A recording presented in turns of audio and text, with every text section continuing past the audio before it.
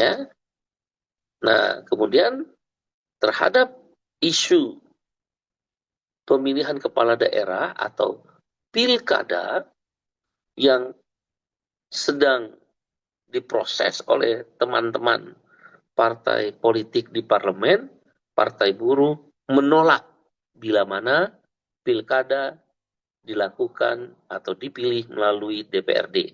Sekali lagi, sikap partai buruh menolak bila mana pilkada dilaksanakan atau dipilih melalui DPRD. Kenapa buruh ikut-ikutan, partai buruh ikut-ikutan menolak pemilihan pilkada melalui DPRD? Sederhana. Yang menetapkan upah minimum adalah gubernur. Anda bisa bayangkan, kita bisa bayangkan, menurut keyakinan buruh, pilkada dipilih langsung oleh rakyat saja, gubernur yang dipilih oleh rakyat itu berbohong. Tidak takut dengan rakyat. Bahkan berbohong, mencari opini-opini sehingga upah jadi murah. Apalagi kalau gubernur dipilih oleh DPRD provinsi.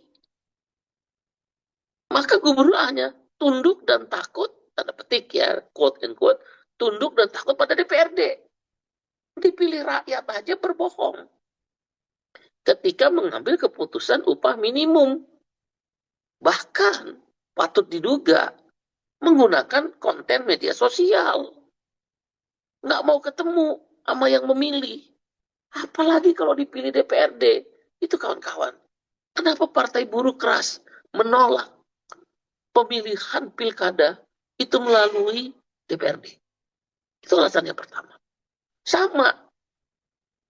Dalam menentukan upah minimum, gubernur berdasarkan rekomendasi bupati wali kota. Bupati wali kota yang sekarang saja dipilih langsung oleh rakyatnya di kabupaten kota, itu bisa dirubah-rubah oleh gubernur keputusan upah minimumnya. Seperti dalam kasus gubernur Jawa Barat. UMSK-nya. Apalagi kalau dipilih DPRD. Kabupaten kota, bupati wali kota nggak mau dengerin lagi suara buruh.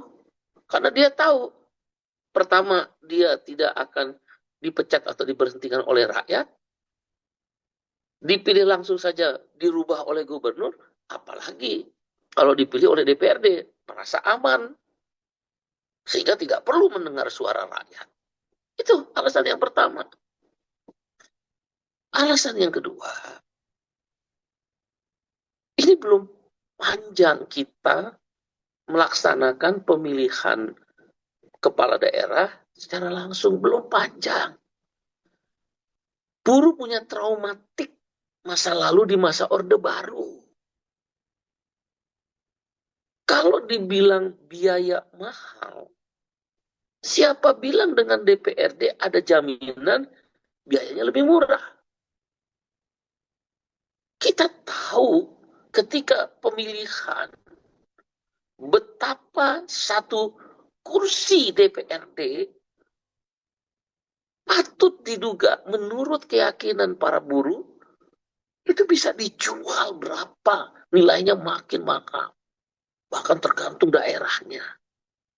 Makin daerah PAD-nya besar, pendapatan asli daerah besar, satu kursi DPRD ketika terjadi pemilihan, menurut keyakinan buruh dan patut diduga, itu mahal. Lebih mahal lagi biaya politiknya.